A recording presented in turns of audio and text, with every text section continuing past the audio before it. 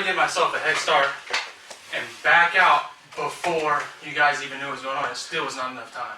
And that's the thing. Realistically, the way that all these scenarios are set up is you see a threat, therefore you are reacting. So you are not action, you are reaction.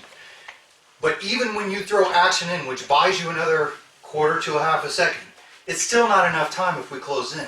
And that's based on 2 unarmed attackers and one armed attacker.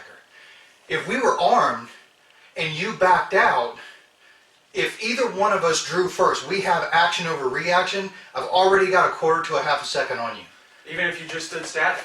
Yeah, and that's what I'm saying. Yeah. If I just stood static, it would be at best a bad tie. It's absolutely impossible, this bullshit about drawing and backing up and hip shooting and it's not based in reality, nowhere. Every time you back up, it's going to end the same exact way. But you push in, you're already in a bad situation. You're fighting 3 guys. You're already screwed. But your percentage goes way, way up. You at least have a fighting chance because the guy with a gun is going to have to pause before he shoots. He's going to have to, as soon as the shot looks clear, it's not going to be clear because your head just transposed with his. And now all of a sudden, his point of aim is in your head. So that thing is going to change dramatically. As soon, people think that, because the fight becomes dynamic, it's going to become easier. No, it's not. It gets much, much worse. It gets much, much worse for us than it does for you.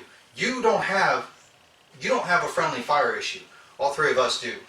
Even if we're armed, all that means is that we have 2 friendly fire issues versus you don't have anybody. Everybody is a threat. It's less target discrimination for you because everybody's a threat. For us, I have to target discriminate. Threat, no threat. Threat, no threat. I mean, that's one thing that you have to process on top of the fact of your background. Yeah. If I'm grappling with you guys and shooting at you guys, I still have to worry about what's behind you. Yeah. And you can see it now. I mean, the stuff plays out on a flat range just fine because paper doesn't shoot back and it doesn't chase you. When you put it in real life and you put it in a force-on-force scenario, it doesn't work. It's not based in reality. I don't care how fast you draw, it doesn't make any difference. And this whole ordeal is just with minor stress, just with trying to foul the draw. Yeah. Just trying, I mean, we're doing like little baby strikes and stuff like that. I'm not actually teeing off on it. Exactly. And it's not a matter of the space, because it doesn't matter where you're going to go. You know what I mean? So this is actually a whole lot more space than you might have in a parking lot when somebody walks up to you and asks you for your car keys. Yeah.